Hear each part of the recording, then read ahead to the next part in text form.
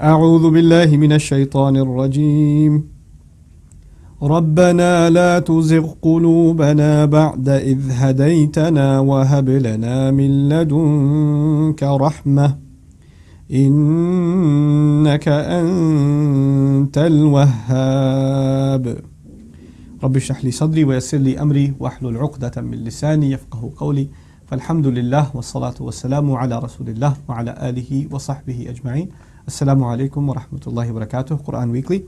Today with the 8th ayah of Surah Ali Imran, I want to share with you some reflections from a very powerful and very beautiful dua of the Quran.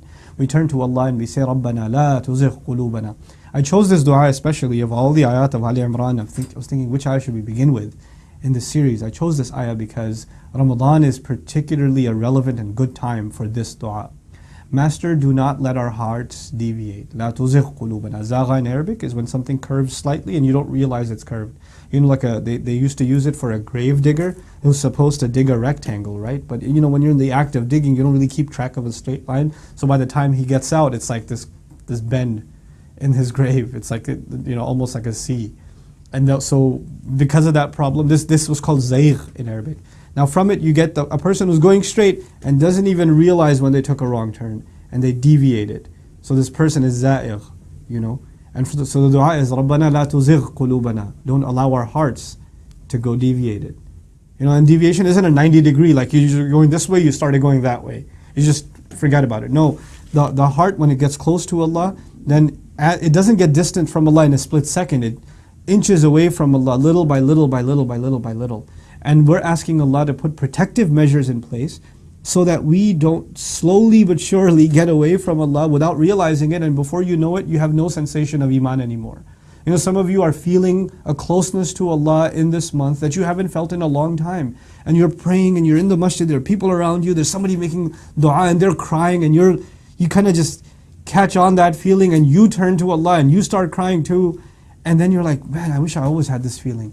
And when you say to yourself, Ya Allah, I wish I always had this feeling, that's the time to make this dua.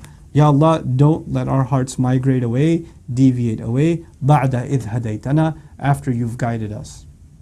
After you've guided us. Interesting, right? Allah didn't say after you've guided them. Ba'da idh hadaytaha, after you guided the hearts. He said after you guided us. It is as though all we are is our heart. So if the heart hasn't deviated, then we ourselves, our entire being is guided. So beautiful. So Rabbana la tuzigh qulubana ba'da idh hadaytana. Then he says, وَهَبْ لَنَا مِن لَدُنْكَ رَحْمَةً. Very powerful language. He says, grant us. Hiba in Arabic is a gift. Wahaba, the verb, is to give a big gift, a massive gift. Ya Allah, give us the great grant, the generous grant, the gift that comes especially from your secret vaults. Now I use this language carefully because the word ladun in Arabic is not just used for something you possess, but something you possess secretly. Something you possess in your private collection that nobody else has seen. When you pull something out of there and give it to someone, هَذَا مِن لَدُنِّي. If something is in your possession, and there's a pen in my pocket, I just gave it to you, this is هَذَا مِن عِنْدِي, it's from me. And عِنْدَ is used in the Quran too. But when you find ladun, it's special. It's out of the ordinary. It's from some secret mercy from Allah. In other words, it's as though you're saying, Ya Allah, I have turned, please listen to this carefully by the way, I have turned away from you before, time and time and time again. I got close to you and then I migrated away. And then I close to you and I migrated away. I've been through this before. This is a cycle for me. And so when you get into a cycle, you start thinking, and I start thinking to myself, it's going to happen again. It's typical. There's nothing new about this. And that's the time to ask Allah, وَهَبْ لَنَا مِن لَدُنْكَ رَحْمَةً. Ya Allah, there must be some secret weapon of mercy that you have in your arsenal, that you will grant me this time that this cycle will break. That I'm actually going to continue to migrate towards you and my heart will not turn away from you. This is an ayah of hope, that we don't look at our track record in the past and say, you know what, I'm hopeless. I go through these cycles all the time. وَهَبْ لَنَا مِن لَدُنْكَ رَحْمَةً إِنَّكَ أَنْتَ الْوَهَّابِ.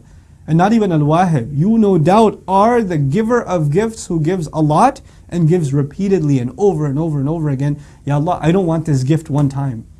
For you to pull out that special vault of your love and mercy and your guidance and the straightening out of my heart, I don't want it one time.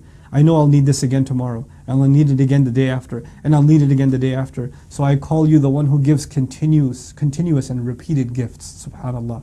What a dua to ask Allah. We talk about Ramadan fever coming off afterwards. This is one of those duas where that fever won't come off. That you keep turning to Allah and saying, Rabbana, آتنا من لدنك رحمة. Actually, ربنا هب لنا ربنا لا تزغ قلوبنا بعد إذ هديتنا وهب لنا من لدنك رحمة إنك أنت الوهاب. May Allah Azza wa Jal make us all recipient of His most beautiful gift, His loving mercy. بارك الله لي ولكم والسلام عليكم ورحمة الله وبركاته.